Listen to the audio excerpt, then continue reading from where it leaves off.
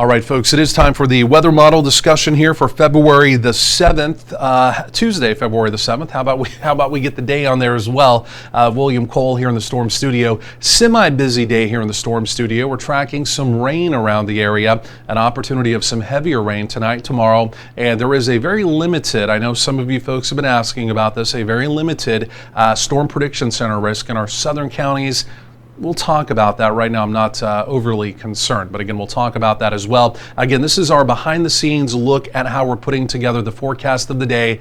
We don't put this on the channel. This is for our social media, YouTube, Instagram, and Facebook. And of course, it's brought to you by our Patreon subscribers. You see it right down there. Again, if you'd like to, again, support this segment, support our mobile app, or just what we're doing, and become one of our, again, weather supporters, for lack of a better word, feel free to join our Patreon. It's only $2.99 per month, patreon.com/weathertrackertv. Again, for all of our current Patreons out there, of course, we appreciate you. And again, the segment in part is brought to you by your support each and every month. Okay, so let's dive into the weather because we really do have a lot to talk about. You're seeing the shot next to me. If you're wondering what is that, that would typically be downtown Dallas. It's great out. It's raining. We've got some moderate rain that's moving through the area. I'm going to show you radar coming up momentarily. But look at temperatures around the area as well. Can you see where the cold front is that's currently moving through? We've got temperatures in the 40s to the north. Gainesville, Bowie, you folks have never made it out of the 40s. Temperatures are now dropping in the Metroplex. Fort Worth side of town, 49. Dallas, Love, now down to 54. Of course, we were in the 60s earlier. Still a balmy 68 down in Corsicana.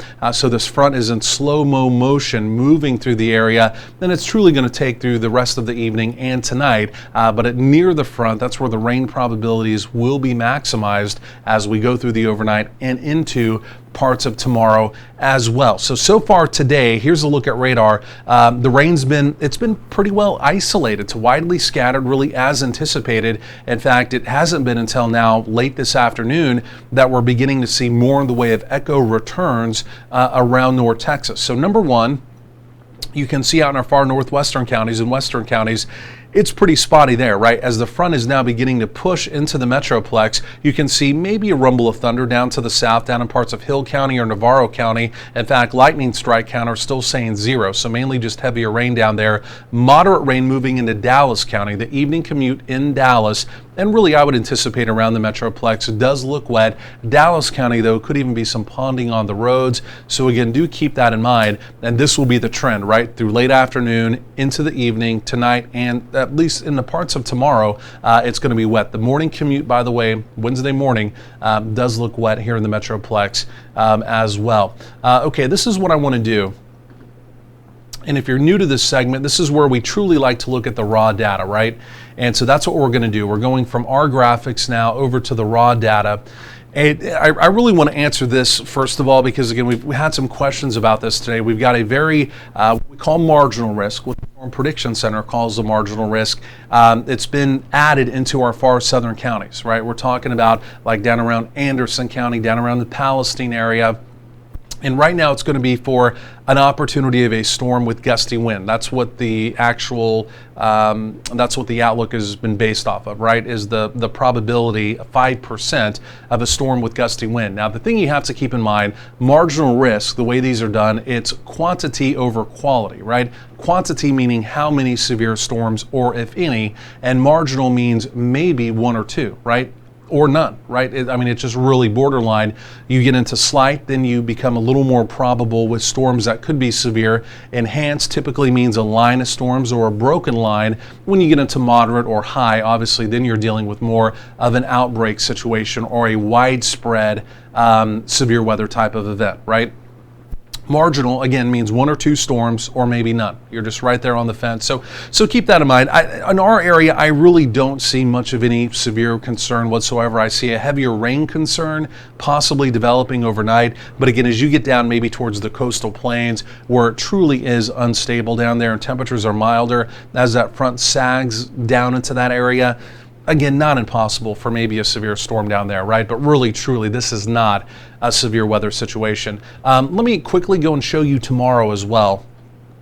And as I do that, you can see the probabilities for tomorrow shift off to the east. Again, a marginal, meaning 1 or 2 within the green zone, or a slight risk, meaning a couple severe storms are truly possible. They're in the forecast there in the yellow. And again, tomorrow there's a low wind tornado probability, there's a wind probability, and there is a bit of a hail probability, but again, keep in mind that's off to our east. Right? Tomorrow, again, we're really not concerned with the opportunity of severe weather.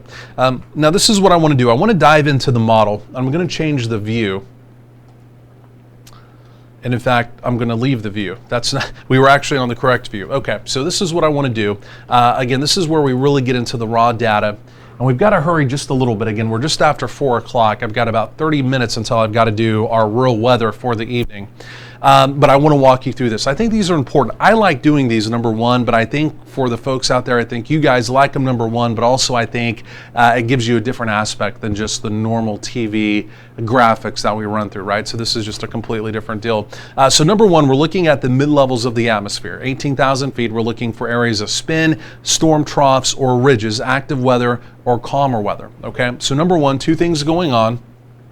As I back this up, you can see the brighter colors off to the northeast, up in the Great Lakes region. The front that's moving through our area is actually tied to that storm system as it moves through the northern tier. That storm system, as we talked about yesterday, is now beginning to outrun the front, so the front is now losing momentum. It's just kind of snaking through the area, but you see the other brighter area of color that's off to our west, and you can see that upper level storm system will begin to move out. That'll help to shift the front on off to the east. It'll overrun the front, give us extra lift tonight and early tomorrow with a better opportunity of rain. Then that will clear everything out with cooler but improving conditions as we begin to close out your work week, right? So as I animate this, there goes the storm off to the north. That's outrunning the front. Front's now stalling. Here comes a storm in from the west. Again, it's adding the extra lift. Here we go, overnight tomorrow.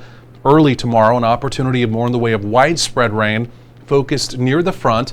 There, that storm system, pretty progressive, in and out, swings through the area. And then what's behind it? We've got one more trough. You can see that next dip, that next area of color that again rides down. And that's going to be for this upcoming Friday. So we're going to turn cooler behind this system, not necessarily colder. Tomorrow I got us around 49. We actually rebound the temperatures pretty quickly as we get into Thursday. Then we have a secondary storm coming through. That one really appears to come through dry, but it's going to bring another quick dip, another quick hit of some chillier weather with it for Friday, where temperatures really just hover in the 40s. And then we rebound the temperatures quickly into the weekend. You can see the big ridging pattern. See how the black lines go up? That's a big ridge. Think of the summer heat dome. In this situation, obviously not a heat dome, but similar concept, right? So that builds in, our temperatures go up, the weather pattern goes stagnant through the weekend. There's your Saturday and Sunday, ridge over us, bright sunshine, light winds, and warming temperatures, okay? But look what's coming in from the west. Well, here comes our next storm system. That comes in for this upcoming Monday and Tuesday, okay? So literally think about this pattern we're in. A week ago, Monday and Tuesday, and even into Wednesday, rain, but we had Arctic air, so it was freezing rain. This Monday and Tuesday, again, basically yesterday and today, and tomorrow, Wednesday, we have this next opportunity of rain around, and then the following week, Monday, Tuesday, maybe into Wednesday, more rain there as well, right? So we're in a very progressive pattern right now. We have storm after storm after storm that's lined up, and it's in and out, in and out, in and out every week, right? So this is what you call a progressive pattern. Here comes that system through. There's a bit of a ridging pattern for maybe like a day, the middle part of next week. I'm talking about next Wednesday, not tomorrow. And then here comes a bigger storm trough in. You can see that's what we call a long wave trough, right? So that's a bigger trough coming in, and we'll really have to look at that longer wave trough to see if there's any cold air with it. And that's what we're going to do. So for each of these, we're now looking for air mass movement, right? So we're looking just off the surface at 850 millibars. And again, what we're truly looking for this time of year, in the spring and in fall as well, we're looking for Arctic air on the move, okay? Arctic air obviously to the north, the blues, the whites, and the pinks, right? If you're in the kind of the light blue, the green, even the yellow, for this time of year, you're either cool or just slightly above normal. Okay, but for each one of those storm troughs, they pose an opportunity to catch some chillier air and bring it in. Okay, so let me go and kind of visualize and help you kind of get a concept of what I'm talking about, right? So there goes storm system 1. Again, you can see it coming in. There's a little bit of light blue. It was a Pacific storm. There was really no cold air, right? The reason why we had, again, the Arctic blast and we had the frozen precipitation last week, a trough just ahead of that storm did drop in some Arctic air, right? So this time of year, you're talking about precipitation. The one thing you really have to look at is your temperature profile right away, right? So this one obviously poses no threat of that whatsoever, okay? So here we go, and this is the Friday, right? So here comes that next storm, okay? But notice that one comes out of Canada. Okay, so that one does have some chillier air with it, but it's dry. Again, I've now got our high on Friday of 48. Temperatures could even drop a little bit throughout the day. But look how quick it's in and out. It's basically a one-day deal. There's your weekend. There's the ridge building in. You can see kind of the U shape, the inverted U, right? Cold air to the north, cold air all around it. But here comes the ridge, the inverted U coming through. And we get pretty mild for the weekend. Very calm pattern. And then here comes that next storm for early next week. You see a little bit of blue with it. Again, it's a Pacific storm, nothing too major. Now we're watching off in the Pacific Northwest. That's going to be our long wave trough that begins to develop. And that's coming semi out of Canada.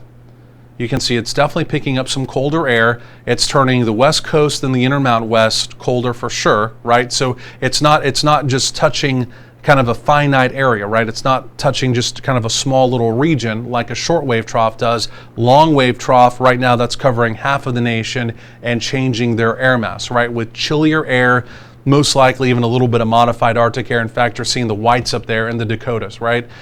So this would be Thursday of next week. So we rebound the temperatures next Wednesday, next Thursday, we're quiet. But then as we get into late Thursday and a Friday, here we go. What's this here?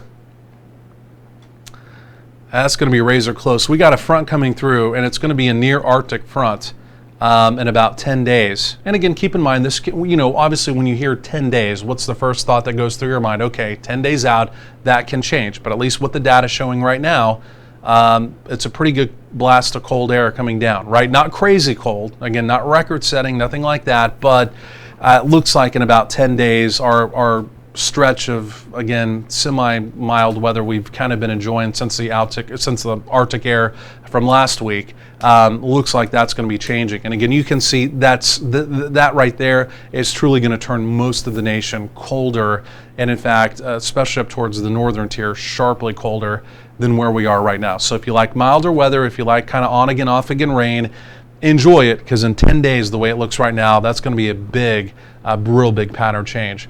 Okay, let's look at the high-res data real quick here. Let me just check the time, because like I mentioned, we got to keep on. We got to keep pushing here today. And I apologize, we're rushing through this. But we're covering what we need to cover. I mean, we're rushing, but we're covering what we need to cover. Okay, this is the high-res data. This is what we call the HER model, the high-resolution rapid refresh. This is updated hourly, and every 6 hours it gives you an extended look out 48 hours. So we're going to look at the 48-hour view here. And again, this is a simulated radar, future radar product. So this is the computer actually telling us what it thinks the radar is going to look like, okay? So let's run it through. Again, you can see scattered rain around, basically what we've been seeing. You can see it becomes a little more numerous, right? The coverage becomes a little more numerous, especially up the Interstate 30 corridor from the Metroplex off to the northeast. That's where we may have a bit of a heavier rain zone tonight, right? So we're talking about up towards Greenville, up towards Paris, up towards Bonham, up there towards the Red River Valley, and any of those locations, even possibly here in the Metroplex. Again, could be some heavier rain around as well. So rainfall totals there could be a little more generous. And then as we get into early tomorrow morning, here comes one more wave of lift. And again, tomorrow morning, the morning commute looks pretty wet. Could be some pretty heavy rain around, by the way. And then there it is. By about 3 o'clock tomorrow, we taper it off. And then as we head into tomorrow evening, we clear the skies. And that's all she wrote. We're done with that storm, okay? But it's slowed down a little bit, right? Tomorrow looks wetter, and again, your morning commute looks wetter as well, okay? From there, I'm gonna switch back over to the Euro. This is gonna be our extended look out 10 days, but what I'm gonna do, I'm gonna skip past now and tomorrow, right? Because we looked at that with the high-res data. High-res data trumps global data any day, okay? So we're gonna fast forward through that. And as we do that, so we'll pick up here on Thursday. Again, Thursday, we're quiet, right? Nothing going on. Our Texas Panhandle, as that next storm begins to come out, might have a little snow. Again, our Texas Panhandle, obviously not North Texas. So here comes that other storm on Friday. Again, for us, it's dry. Again, we just don't recover in time. We're dry, but we do turn chillier on Friday with dropping temperatures through the 40s. Okay, still rolling this through time, still essentially a dry forecast. Here we go, Monday into Tuesday. Here comes that next storm out of the west. And again, it looks like rain. I mean, it looks very similar to what we saw today and tomorrow, right? Very similar setup. That's another front kind of stalls, slows down off to the east, heavier rain off to the east. I mean, it's almost a carbon copy forecast, right? So there's your Tuesday, that storm pulls off again Tuesday next week. So, I mean, almost a repeat next week of what we're doing right now. So 2 rain opportunities. And then as we go forward in time, here comes that next weather maker where we do turn sharply colder. There's the front coming through. Right now the signals are the front might be some showers south of our area. We'll track that carefully. Again, that would be in about 10 days. Right now showing liquid, if that were to be the case, and maybe a little bit of snow up in Kansas, okay? So right now, again, through most of the forecasts, we've got opportunities of rain, nothing too crazy. Not, again, really anticipating any severe weather whatsoever. Could be some heavier rain, again, off to the northeast tonight and early tomorrow. And then truly the next big weather maker would be the following Monday and Tuesday, another opportunity of rain, and then we may turn sharply colder in about 10 days. This is all 10 days combined. This is what the Euro is spitting out as far as rainfall totals. And again, over the next 10 days, again, here locally in North Texas, we stand a chance to pick up 1 to 2 inches. And again, you can see just off to the northeast, our northeastern counties, the rainfall projections there, a little healthier, 3 to maybe 4 inches, again, over the next 10 days. So good rain, pretty decent weather up until about day 9 or day 10, and then all bets are off, but we'll have to get some consistency to see, I mean, is that going to hold, right? That far out could completely flip-flop and be a completely different story when we talk about that tomorrow. So just part of the fun in forecasting, right? Especially the extended part of the forecast. It's always evolving and it's always changing. Guys, that's all the time I've really got time for today, so we appreciate you joining us here for this weather model discussion. Like I mentioned, feel free to give us a like, leave a comment below if you so choose. And also, by the way, if you have not downloaded our free mobile app, be sure to do that today. That is available in the Apple iTunes Store and the Google Play Store. Just type in Weather Tracker TV DFW. Otherwise, thanks for watching and stay dry. Enjoy the rest of your Tuesday afternoon.